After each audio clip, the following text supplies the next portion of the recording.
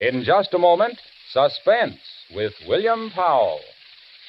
Oh, Hap, here comes Harlow Wilcox. I'll bet he forgets I already have 2 sets of Autolite resistor spark plugs and tries to high-pressure me into buying another one. Well, hello there, Hello, friend. Mr. Wilcox. Harlow? Hey, Hap, you look a little worried. Car not running right, maybe? Why... Spark plug trouble? Well, not at all. Listen, pal. What you need is a set of those sensational new ignition-engineered Autolite resistor spark plugs. But, Harlow, Why, the get-up-and-go a spark-weary engine gets from Autolite resistor spark plugs will turn your gloom to glee. Look, Harlow, I already have... Why, when you replace your old narrow-gap spark plugs with wide-gap Autolite resistor spark plugs, why, Cornelius, you can actually tell the difference in your car. Your engine idles smoother. Harlow, wait a minute.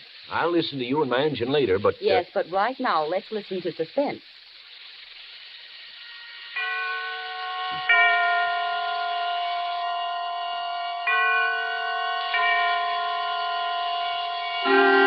Suspense.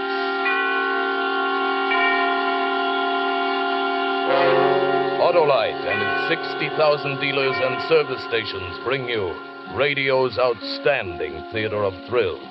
Starring tonight, William Powell in Anton Leader's production of Give Me Liberty. A tale well calculated to keep you in suspense. I embezzled $250,000. I want you to know that needed brains, planning, patience. I devoted 3 years of my life to the trick, and I got away with it. $250,000. Of course, they caught me very easily, but they couldn't find the money. So they handcuffed me, brought me back to stand trial.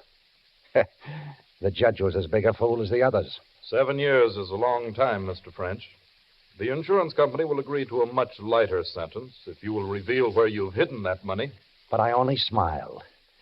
So my right wrist was handcuffed to the left wrist of a detective, and they put me aboard a train bound for the penitentiary. I could see that the detective had instructions to soften me up. He was much, much too kind. You comfortable, Mr. French? You want a magazine? Anything? Well, I'd like to be able to lift my hand without raising yours into the air. Can't you guard me without being quite so attached to me? Sure, I guess we can work that out. I'll tell you what. You sit next to the window. I'll kind of box you in.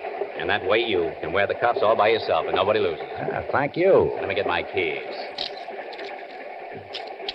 There. Off of me, on to you. Wonder if I've made a good change. Feels clumsy. Oh, you get the hang of it in no time at all. The biggest trouble is when you read a paper. 5 inches of chain don't give you much room to turn a page. Well, then I'd better leave the newspaper for a less constricting occasion. I'll have 7 years for reading. 7 years. And $250,000. Say, how smart does a guy have to be to get his hooks on so much lettuce? Would you like some of it? Now, you kidding? Well, let's make a deal. You drop the key to those things on the floor. Then go have yourself a nice lunch. Sure. And when do I see Mr. French again? When I meet you to pay off. Uh-huh. I wouldn't be taking kind of a chance there, It was would a stupid conversation, and I was only making words. I looked out at the Now, fields and brooks and houses rushing past. I wouldn't see these things for 7 years, not counting time off for good behavior. But then I'd be free again. And I'd have my $250,000. Not a bad salary, huh? I'd use my brains for myself this time. Suddenly... Everybody hold on! There's another train on the track!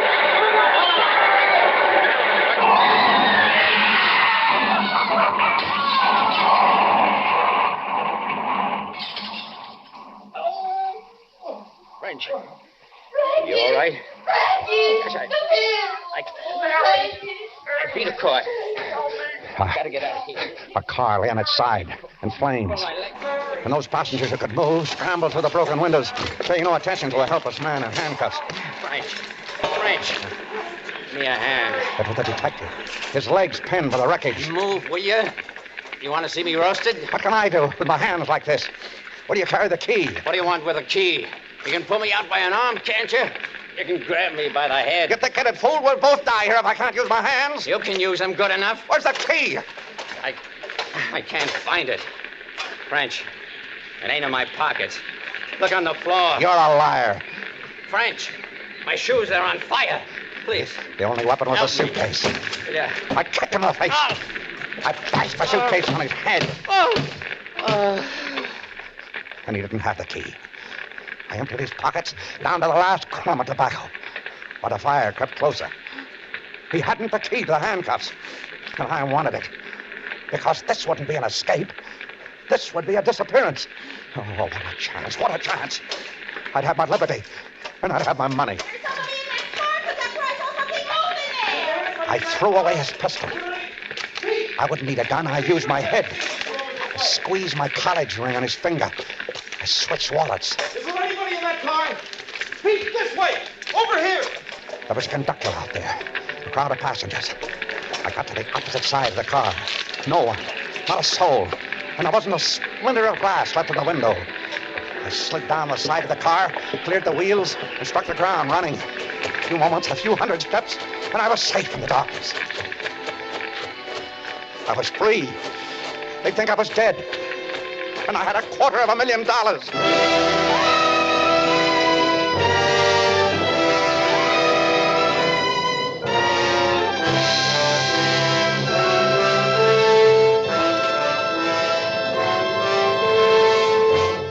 For Suspense, Autolite is bringing you William Powell in radio's outstanding theater of thrills, Suspense.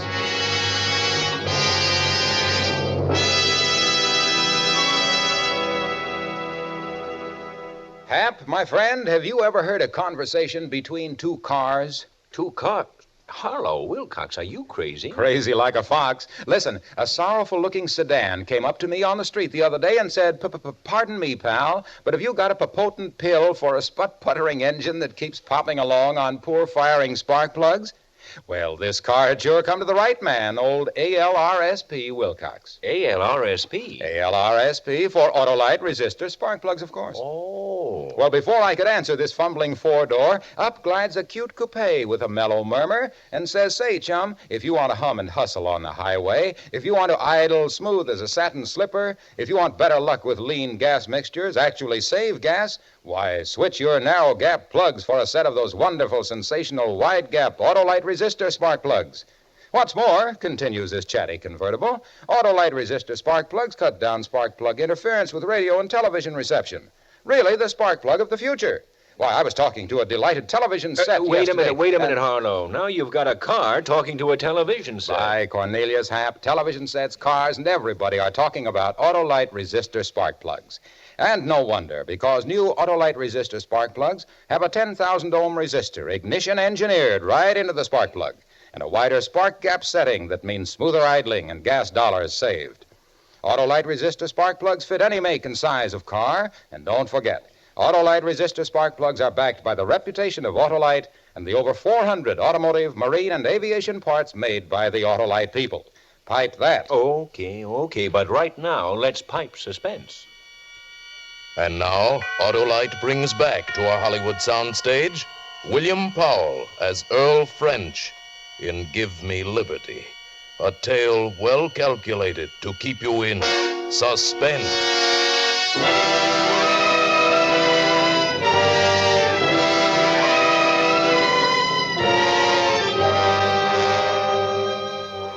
My first job after escaping was to break out of those manacles.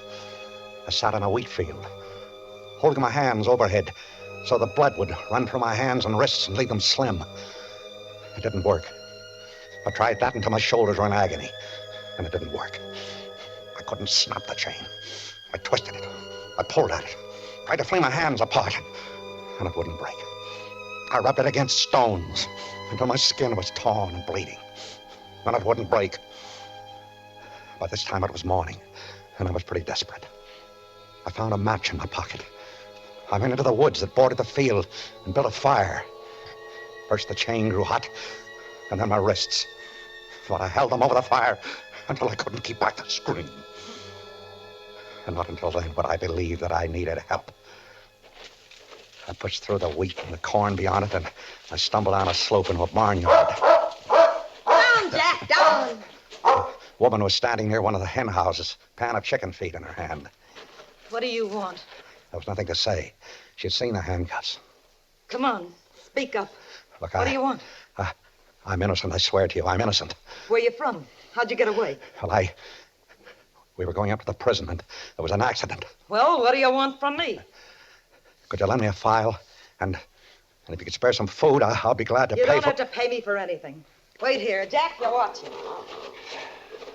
The fool went into the house, and the dog sat down on its belly and placed its nose between its paws, and its eyes never left my face for an instant. And then through the stillness, I heard the cranking of an old-fashioned wall telephone, and I knew what she was doing. I ran like a whirlwind.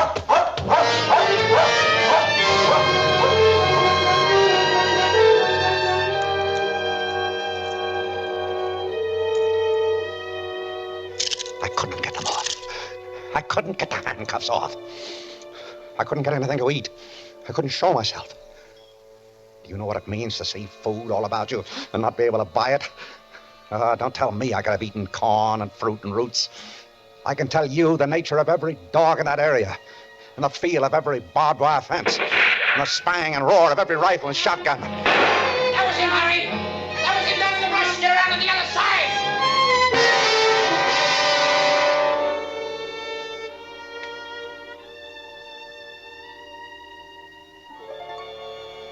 I crept into a village one night and forced up the window of a hardware store. I wanted a file, just a file. Do you know what they carry in hardware stores these days? Glassware, kitchen gadgets, garden tools, seeds, ovens, rat poisons, dressers. And then I moved behind a counter. A hardware store has to have a file somewhere. And my foot struck a wire, stretched across the floor.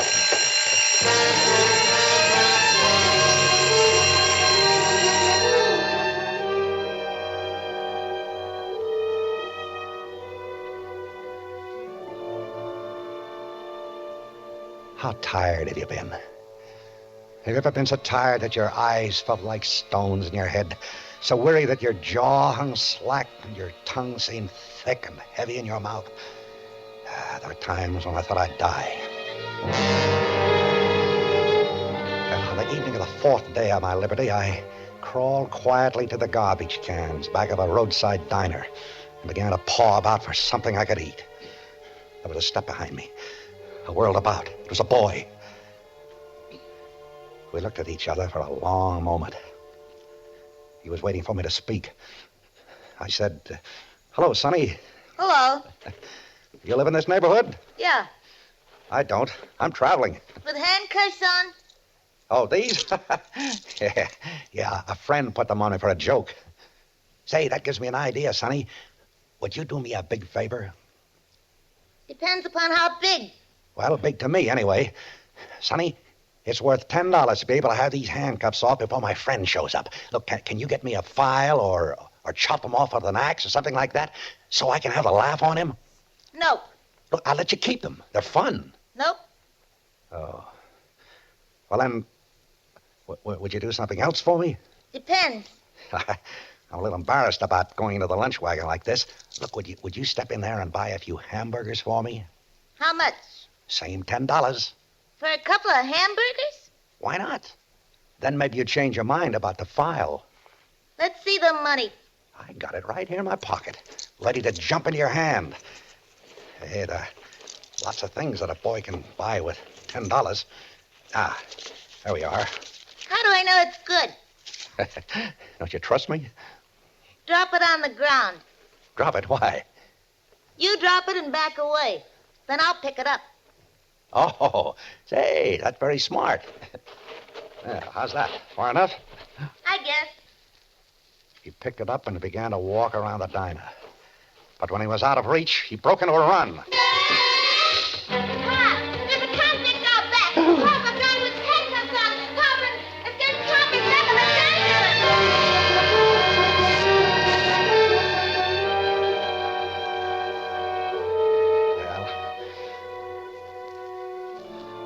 I got away. And I couldn't tear them off. I couldn't. I had $250,000 buried away, and it was worthless to me. Do you know what can be bought with $250,000? Why, a man's soul can be bought for less than $250,000. and I couldn't buy a 10-cent file. I spent that night in a nest of cast-off railway ties attached to a siding. When I opened my eyes in the morning, I had company. There was a hobo sitting on the top of my fortress-like bedroom. A very unusual-looking hobo in blue jeans and a navy coat. She was counting my money, smoothing each bill with loving care. She grinned when she saw I was awake. Good morning, chum. You sleep like an honest man. What's the matter, chum? Never speak till they bring your orange juice? Listen, I'm in trouble. I want you to help me. To get the bracelets off? Yeah. Oh, chum, wouldn't that be kind of silly? I might lose all this hard-earned dough. Look, there's more where that came from. A lot more. I'll make you rich. Yeah, I heard that one before.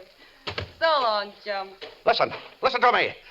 I got $250,000. Yeah, I get feelings like that, too. Come back, will you? It's true. Don't you read the papers? I'm Earl French. I never heard of you, and where would you get that much dough? Look, go into town and buy one of the newspapers of 6 days ago. That'll tell you. Tell me what? Don't people read anymore? Earl French, the embezzler. I stole $250,000. Uh-huh, and you're wearing those things so you won't pick your own pocket. Don't try to be clever. I died in the train wreck near Scottsville. You're so sure about that, chum. You croaked only a few days ago. No, you fool. They only think I did. Now, you get those newspapers. You come back here with a file and some food. No, don't order me around, chum. If you're a corpse, I won't take it from you. And if you're not a corpse, I'll poke you in the eye. Just play it easy, huh? Yeah, maybe I'll be back. Could happen. I waited for her all through that long, blistering day. Crouching within those four walls of railway ties. I lay there like a trapped animal. And yet I knew she'd be back. She couldn't resist it. Cheap little thing like that. I knew she'd be back. Chum, it seems you were a very important guy in your time. You saw the papers. Yeah, and I got good news for you. Mr. French, you're now burnt to a crisp. That's the way they found you in the train. Recognized me by the ring on my finger? Yeah. Well, you're dead, all right. You and $250,000. Well, we'll come to that later. You get to work with the file. No. You're giving orders again, and I told you I don't like it. Give me that file. It's right here in my jeans. And that's where it stays until you lead me to my share of that dough. Oh, you'll get it. You'll get Chum, listen to Mama. I can pick up 500 fish by turning in an escaped prisoner, or you can dig up that treasure chest and buy this file for half the plunder. It's 400 miles away. That's a fair distance. But I can't ride a train or a bus with these on my wrists. That's okay, chum. We'll walk. 400 miles? A cinch. I've done it before. We'll be seen. Not at night. How'll I eat? Where will he sleep? You'll sleep in the woods, and I'll bring the grub to you. Me, I'll sleep in town, where I'll be snug and safe. You don't take this file from me, chum. Not till I see my half of that dough.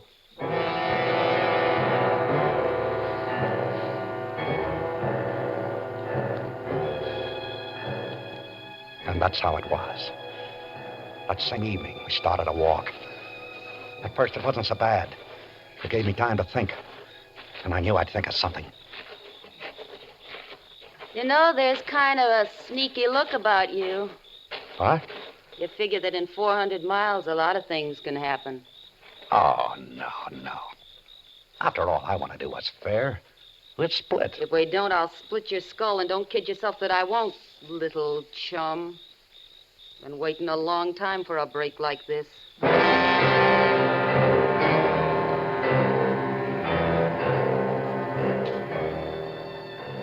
We walked, with the handcuffs digging so deep into my flesh that I began to believe they were a part of me. Yeah, she brought me food, but she wouldn't come close enough to hand it to me. And every time I reached for anything, it was torture. My hands and wrists were a mass of misery. As though her pet animal were on a leash. My friend always walked 6 paces behind me. She was too smart. And I realized that I had to get away from her. And soon. And the morning I decided to do it, she found me a shack to hole up in. I could hardly wait for her to leave and go back into town. Yeah, this shack looks good. I'll meet you back here tonight. All right. See you tonight. That's the way I like you, chum. Nice and agreeable. Why not? Why shouldn't I be? See you tonight, as usual. Sure there isn't anything special you'd like me to bring you to eat? No, nothing special. Uh-huh. Say, chum, I think you better turn around. Why? Hey!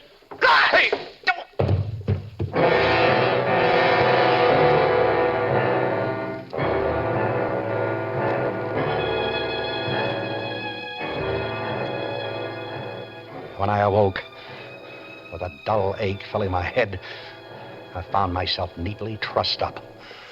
I could move a little, but not enough to get free. Talk about female intuition. She'd guessed that I was going to try to get away from her, and she beat me to it. But I didn't give up, though. She'd have to make one mistake. Well, the next night, we'd stop for a rest. Hey, French. Yeah? How can you be sure that dough is still there? It's safe. How do you know? What kind of a place do you hide it in? You'll see. Hey, don't you trust me? Of course. As much as you trust me. And it's time we stop playing this little game. Now get out that file. When I see the dough, little chum. Take them off, will you? How long do you think I'm... Shut up. You'll wake up the neighbors. On, move. No. I said move. No. That money's mine. And you'll never see it unless I want you to. And we'll go to it the way I say. Chum, you're making me mad. You get out that file and take these off. Go on, get it out. I can give orders, too. What do you think you are, an animal trainer? No, that's not a bad idea. Is it? But it happens that I'm not an animal. And it happens that... What's that for? You can't frighten me with a knife. I wouldn't try. You use that on me, and we both lose out. Whenever my old man used to beat one of us kids, he always said the same thing. He said, never use a switch thicker in your thumb. Breaks the skin, but no bones. A kid can go on licking. A switch? Yeah, like this one. Nice and green and limber. That's all the knife is for. I wouldn't use a knife on a buddy. You won't use that either. Put it down. You know, this is something I wanted to do ever since I found you sleeping in those railroad ties. You gonna get up? No. This'll hurt. I'll kill you someday. I swear I'll kill you. I once had a husband like you. Brave enough outside, but once anybody put on the pressure... You talk too much. Go on, I'm calling your bluff. I'm sick of hearing you talk. All right. No. No. Get up. No. Come on.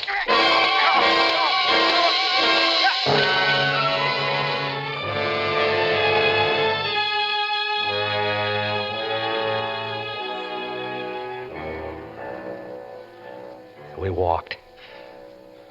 God, how I hated her. And she... Well, she was sure she'd beat me down altogether because she didn't even bother now to taunt me anymore. She was very quiet after that. And a little careless. I stopped now and then, and she'd bump into me in the darkness. But she'd always stop dreaming before I could get my hands on her. Well...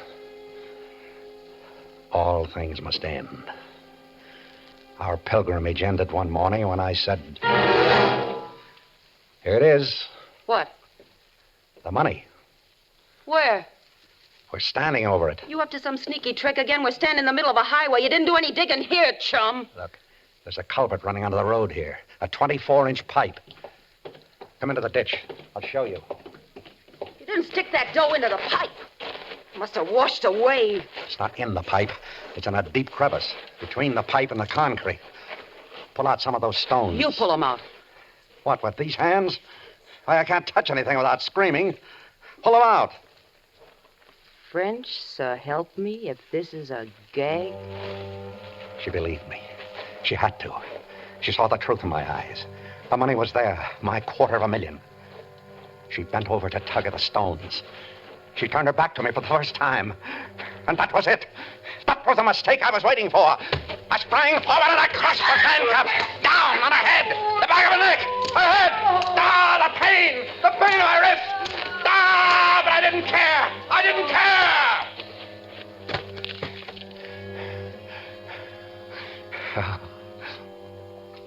My hands. My hands. Covered with blood. Her blood. Mine.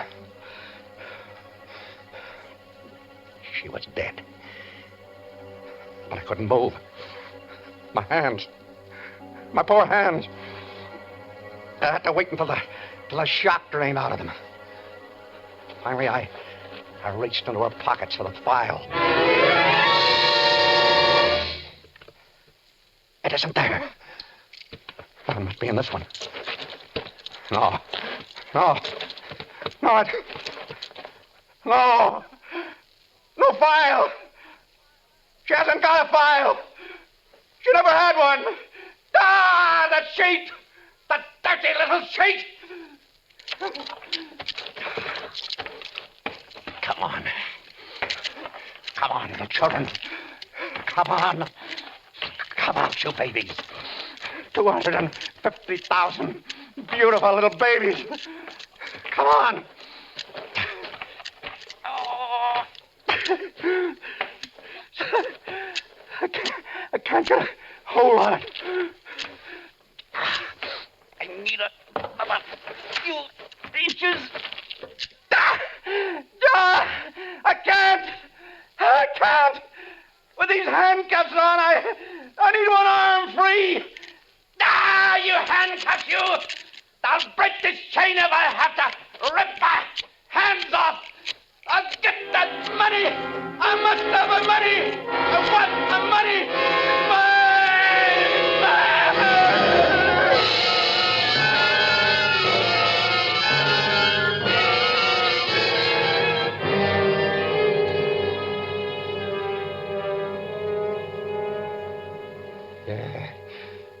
Money.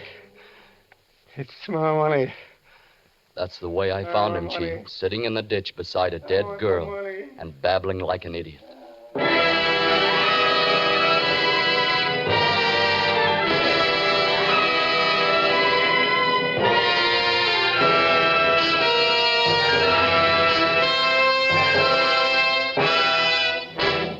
Thank you, William Powell, for a splendid performance.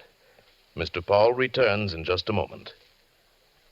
Well, Hap, my friend, now that you... Harlow, I've been trying to tell you I already have 2 complete sets of Autolite resistor spark plugs. Congratulations. Everyone should have a complete set of Autolite resistor spark plugs. Those modern miracles of Autolite ignition engineers, those monuments to tireless Autolite research. So, friends, why not drive down to your nearest Autolite dealer tomorrow, early tomorrow, and get your car a set of Autolite resistor spark plugs. They're sensational. And not because I said so either, but because they really are. Autolite means spark plug. Ignition engineered resistor spark plug. Autolite means batteries. Stay full battery. Autolite means ignition system. The lifeline of your car.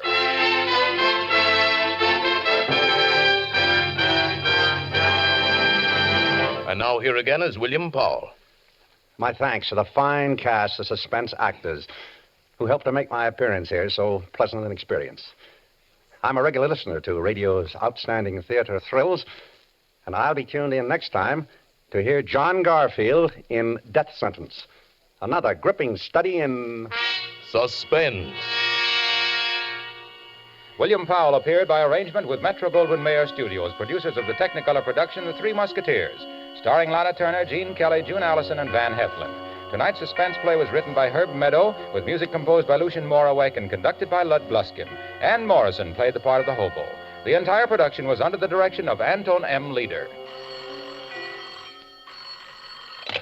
This is the Autolite Suspense Show. Subscribe to your local community chest. Everybody benefits. Everybody gives. Good night. This is CBS, the Columbia Broadcasting System.